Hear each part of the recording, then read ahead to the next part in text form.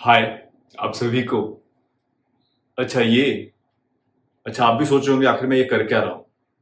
भाई साहब, गर्मी इतनी ज्यादा है कि ये तो करना ही पड़ता है हम सभी को टाइम टू टाइम।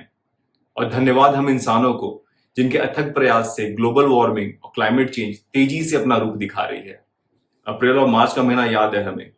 और इसके साथ साथ पूरे देश के मुख्य राज्यों और शहरों में पावर कट्स और लोड शेडिंग ने पूरी समस्या को और दुगना तिगुना बढ़ा दिया है। ये बड़ी अच्छी बात कही आप। चाहे वो एयर कंडीशनिंग हो, चाहे वो फैन हो, या फिर फ्रिज का ठंडा पानी, गर्मियों में जो भी चीज हमें राहत देती है उसके लिए एक ही प्रमुख चीज है, और वो है, बिल्कुल सही, बिजली। आंध्र प्रदेश, गुजरात, महाराष्ट्र, बिहार, झारखंड या फिर हरियाणा और भी बहुत सारे राज्य हैं जो बिजली की कमी से बुरी तरह से जूझ रहे हैं। पावर कट्स और लोड शेडिंग नॉर्मल फीचर हो गया है हमारे देश के कई प्रमुख राज्यों में। तो फिर तुरंत एक क्वेश्चन आता है हम सभी के दिमाग में कि ऐसा क्या हो गया कि हमारी सरकार, चाहे वो राज्य की हो या केंद्र की हो, अपनी बेसिक सी ड्यूटी बिजली प्रोवाइड करने की वो भी नहीं पूरी कर पा रही। कि कितनी आयरॉनिक बात है कि इस सारे प्रॉब्लम का रीजन और सॉल्यूशन छुपा है उस चीज में जो सबसे बड़ा कंट्रीब्यूटर है ग्लोबल वार्मिंग और क्लाइमेट चेंज का। Any guess? Okay, let me help you. कोयला, कोल, एंथ्रासाइट, और भी नाम है पर इतना काफी है। पर हमारे union minister of power R K Singh, जो एक एक्स ब्यूरोक्रेट भी हैं, उनके शब्दों में एक अलग ही क्लेम सामने आया। मंत्री महोदय का यह कहना है कि देश में किसी भी प्रकार की कोयले की कमी नहीं है। रियली? उनके अनुसार राज्यों का अपने बकाये को क्लियर ना करना, सीआईएल को, कोल इंडिया लिमिटेड को, और सही वक्त पर कोयले को नहीं उठवाना, और साथ साथ इम्प्रॉपर प्लानिंग, ये सभी प्रमुख कारण हैं इस बिजली की स्कार्सिटी के। यानी सारी रिस्पॉन्सिबिलिटी स्टेट के ऊपर। ये एक अच्छी बात है कि राज्यों की लापरवाही को सामने लाया जाए, पर मंत्री महोदय को जो ध्यान रखना चाहिए वो ये है कि बिजली कोई सिर्फ स्टेट सब्जेक्ट नहीं है, सेंटर की भी इक्वल रिस्पॉन्सिबिलिटी है। तो फिर आइए थोड़ा समझते हैं कि आखिर ये एनर्जी क्रंच हुआ ही क्यों हमारे देश में। हमारा देश दुनिया का फोर्थ लार्जेस्ट कोल रिजर्व रखता है खुद के पास। उसके बाद भी 20% ऑफ कोल हम इंपोर्ट करते हैं या बाहर से मंगवाते हैं। उसका रीजन, हमारी डिमांड्स काफी ज्यादा हाई हैं। पर पिछले कुछ सालों में इंटरनेशनल कोल मार्केट में कोयले के दाम काफी ज्यादा बढ़े हैं। उसके दो रीजंस हैं। पहला, कोविड के कारण हुए डिसरप्शंस, और दूसरा, रशिया यूक्रेन वॉर।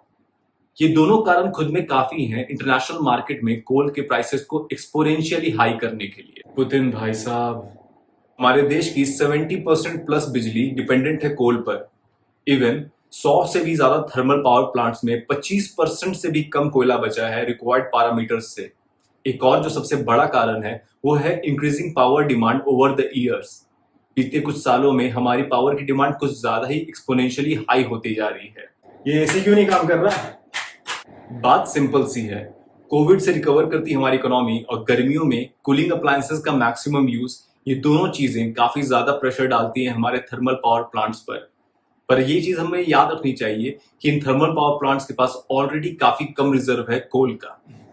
अब आपके और मेरे माइंड में ये क्वेश्चन जरूर आ सकता है कि आखिर क्यों हमारे कोल रिजर्व्स इतने कम हो गए थर्मल पावर प्लांट्स में। बाहर के इंपोर्टेड कोल्स का समझ में आता है, लेकिन हमारे खुद के कोल माइंस का क्या? इसके दो मेन कारण हैं। पहला, पिछली बारिश में कोल माइनिंग एरियाज में माइनिंग का कम होना, जिसके कारण थर्मल पावर प्लांट्स जिनके पास ऑलरेडी कम स्टॉक था, आज वो क्रिटिकल स्टेज में हैं।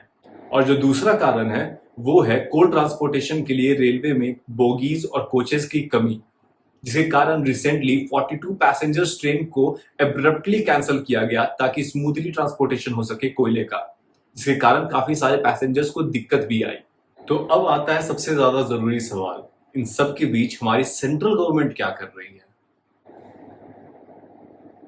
इन सबको रिजॉल्व करने के लिए सेंट्रल गवर्नमेंट ने स्टेट्स को कोल इंपोर्ट करने के लिए कहा है, और साथ साथ जो कोल रिजर्व है सेंट्रल गवर्नमेंट की, उसके 25% को यूज करने कहा है डोमेस्टिक नीड्स के लिए। यहां तक कि जो पावर जनरेटिंग कंपनीज हैं उनको 10% ऑफ कोल इंपोर्ट करने के लिए परमिशन दी गई है, ताकि सीआईएल पे, कोल इंडिया लिमिटेड पे बर्डन कम किया जा सके। ये जाहिर सी बात है कि ये सारे डिस्ट्रप्शंस आने वाले टाइम में कम होंगे या फिर खत्म होंगे और सब कुछ बैक टू नॉर्मल होगा। लेकिन ये सारा इशू जो हमें रिमाइंड करवाता है, हमारी गवर्नमेंट को रिमाइंड करवाता है, वो ये है कि जितना जल्दी हो सके हम कोल बेस्ड एनर्जी से मूव ऑन करें क्लीन एनर्जी की तरफ, जैसे बायोमास, जैसे सोलर एनर्जी, जैसे जियोथर्मल एनर्जी। क्योंकि जितना ज्यादा फैंसी साउंड करता है क्लाइमेट चेंज, उससे कहीं ज्यादा लूमिंग क्राइसिस है हम सभी के लिए। उम्मीद करता हूं ये पूरी वीडियो आपको काफी अच्छी लगी होगी। सो डू सब्सक्राइब और अपने थॉट्स और ओपिनियन कमेंट बॉक्स में जरूर बताएं। मिलते हैं मेरे अगले वीडियो में, बातें करते हैं। तब तक के लिए जय हिंद।